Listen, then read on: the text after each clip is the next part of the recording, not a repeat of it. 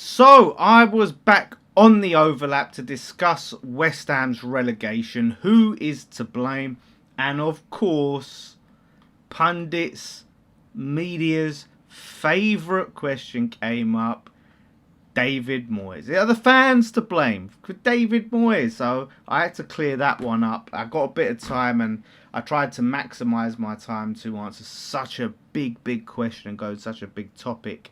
Unless you're one of the big six, it's, you got to take what you can get on there and try to make the best of the time you got. So have a watch of it and come back and I'll go in more detail.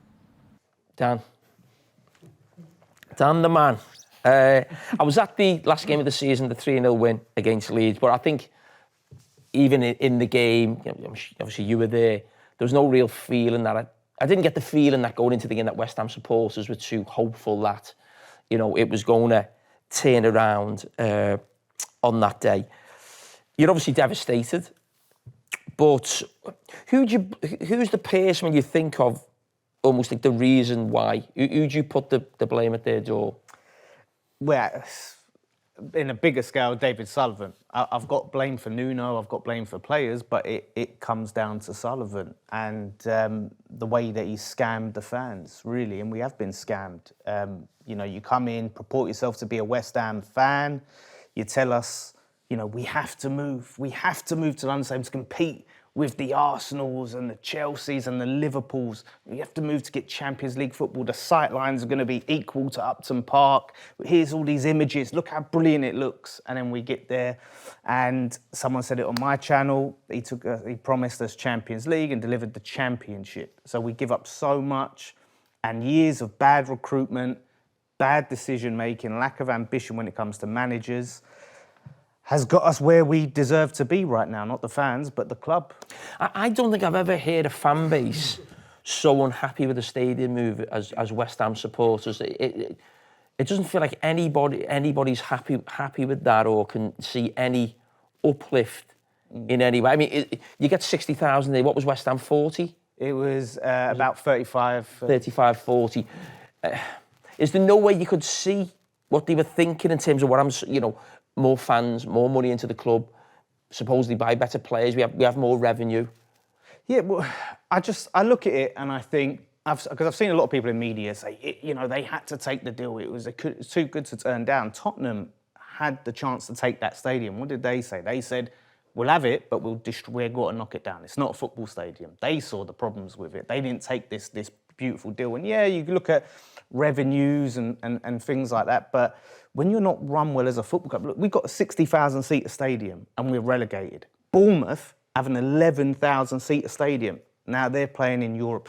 Palace have 25,000-seater stadium. They've not only equalled what we've achieved since we've moved it, they've surpassed what we've achieved since we've moved.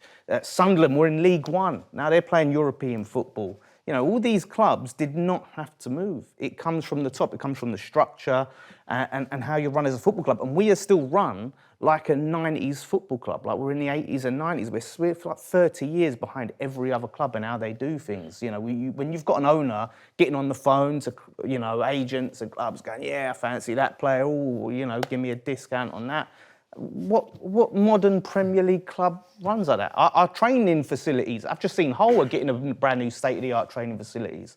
Man, Antonio, he came out in a podcast and said how when they was at Chadwell Heath and they was moving to our current one, they was promised it was going to be this new state-of-the-art facility, and they said it was just porta cabins.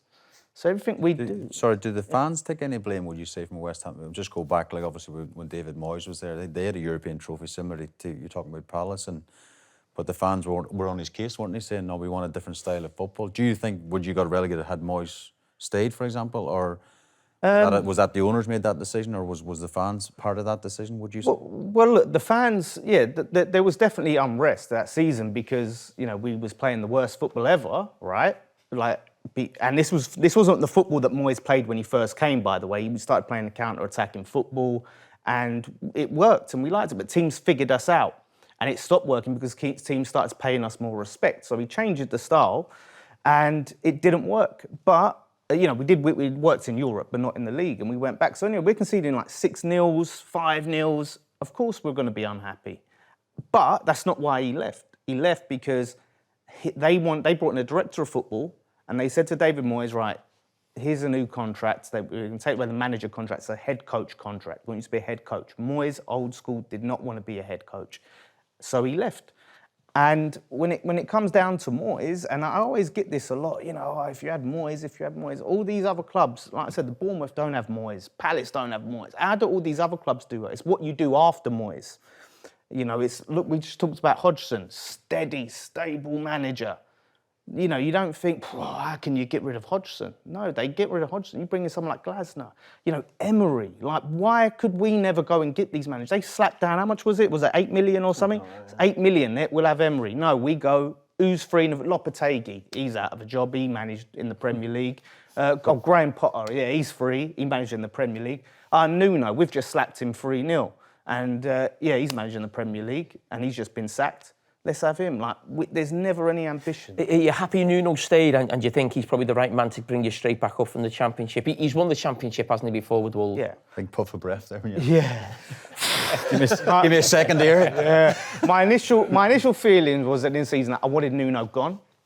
I think he's bottled it this season. He's made a horrific job of keeping us up. When he took us over, we were 2 points from safety, and at the end of the season, we're 2 points from safety.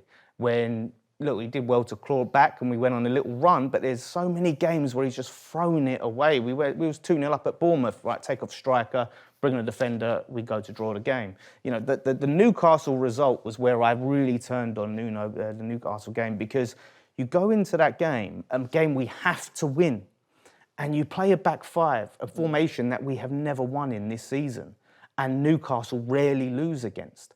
And you just think, why are you changing it? That run we had is when you started playing that sort of two up top system, and you just change it for no reason. And he just goes negative. And then 20 minutes in, he's like, I've made a huge mistake. I've got to change it up and go back to what worked. And it's too late. But I feel like ultimately it is probably the right decision to stick with him, because we would have been on this looking for managers, and it would have been like someone like Scott Parker, who, good track record of getting you out of the Championship, not a good track record of keeping you in the Premier League. So the managers that we would have looked at, Dyche, I wouldn't have got rid of him for. So at least now we, can go and start focusing on recruitment, because we're miles behind other Championship clubs. We've got to sell a load of players before we can think about bringing anyone in. But you think how quickly it changed for Nuno. The season before, the Forest almost Champions League, probably going for manager there, and he's, as I said, he relegated. Bottled that as well. He bottled that spectacularly, Nuno. There it is, of course, the inevitable David Moyes question came up from Shay Given there. Is it? It's the fans' fault. Wanted Moyes out, and I had to clear up a lot of misconceptions. And I said I'm going to just be answering that question for the rest of my life, I think. It's just one of those things. There's something about David Moyes that people just can't get over. Like that. It was like 3 managers ago now. And 4 really. And it's just it just comes down to the fact that we're a badly run football club. And as I said on the show, West Ham fans have been absolutely scammed. The scam that got us from Upton Park to the London Stadium, right? And you can argue fans should have done more to protest and all of this stuff. I think everything's well and good to say in hindsight. It's just a case of the lies that were told about what we would achieve, the stadium that we were going to get, was crazy. Social media wasn't the thing that it is today back then. Like, I weren't plugged into the Birmingham City stuff, like, and all the stuff that happened there. I didn't know really what a disaster that they were, to be honest with you. Obviously, you follow football and you see, okay, Birmingham City been relegated and things like that, but to know how it was run and the disaster, all I knew is I was reading stories at the time, every down the back pages. West Ham in financial collapse, West Ham in trouble, West Ham could go bust. Those regular stories daily. It was a real time of worry as a West Ham fan. Then these guys come in, Sullivan and Gold, claiming to be West Ham fans. It's like, okay, we've got West Ham fans in charge and making big, bold promises. And you're like, oh, finally, we got someone in charge that loves the club. Like I said, didn't know anything about him. The only time I saw David Sullivan before was on an episode of Brass Eye, because I loved that show growing up. But, yeah, it was one of those things. They come in and make some mistakes along the way. There's some red flags, of course, but the way we view them now wasn't the way they were viewed then. I'm not saying they were universally loved, but if it was in hindsight we knew what we knew now about Sullivan, and he came in and said, yeah, we're going to move to say we're going to do this, there'd be protests galore. But there was so much material, the pictures that they showed, the videos in the when you had to select your season ticket, show like the stadium, the way they made it looked the bollocks in all the promotional material. Like, surely, like, we could bloody take them to court over that for false advertising, trading standards. And they lied to get us there. And they've got us there and got us relegated. Like, that is absolutely criminal. It is a tragedy of football. Like, they have basically just drained everything out of this football club. The heart and soul. And now the Premier League status. And that's what always annoys me, when people look at West Ham as the club, the same club that was Upton Park. Well, West Ham, every 10 years they get relegated. Every 10 years, this happens. Or every 15 years, West Ham go down. West Ham were never a club that won stuff and competed in Europe regularly in my lifetime. None of that matters. Because we sold our soul. Or they sold our soul. So you have to get something in return. To give something up. We can't sit there and be a fan base that's just happy to just exist in a league. Just happy to stay up, and we get relegated, lick our wounds, and we come back again. That can never ever happen now. Because what we've given up. We have to be a team. Like this has to be for something, and we have to be a team that is trying to be ambitious and trying to be in Europe and trying to win trophies. We can't ever be happy to make up the numbers. Back at Upton Park, of course, we always dreamed of success and glory, and we wanted more from the Browns because, the way they were running the club, selling every Tom, Dick and Harry out from under us. But, it was one of them things, like, you got relegated and you were down about it, and you were like, yeah, it's fine, we go again. You was just happy to go and watch the football there. And fans, we always love a moan. It's culture, it's British culture. You love a moan, but we were happy. And now, the amount of fans that have been driven out of this club because it's just the culture's not there, the West Ham culture. So we should never, ever, ever let anyone tell us that we should be happy, we should be grateful, we should be content because of what we have or haven't achieved in our past history. Ever.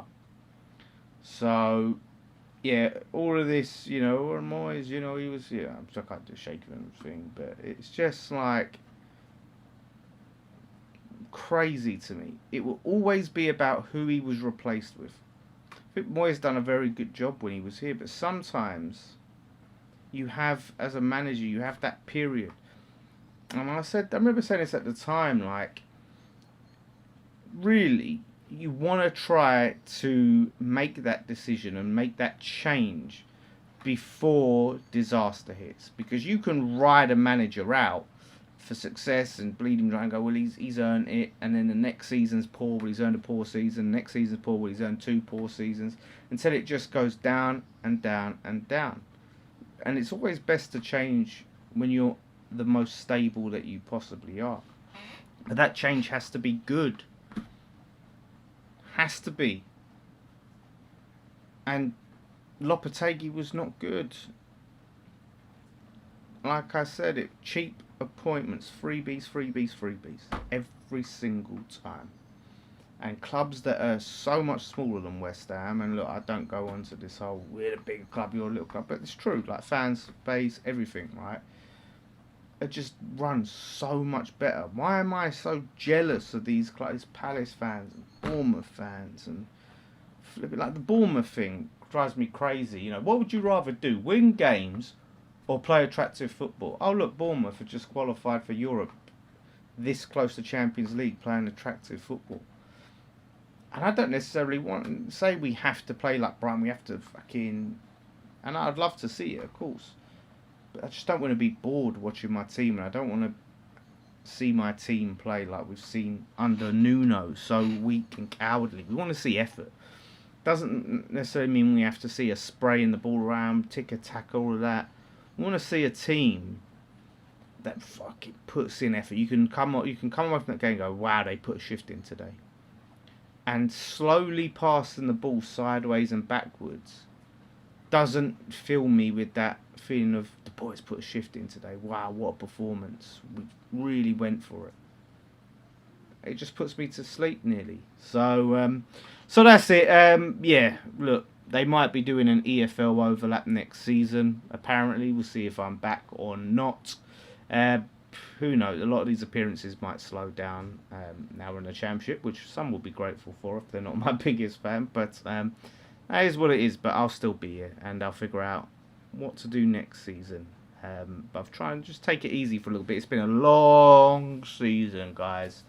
I need some rest, but I will still keep uploading. So thank you for watching.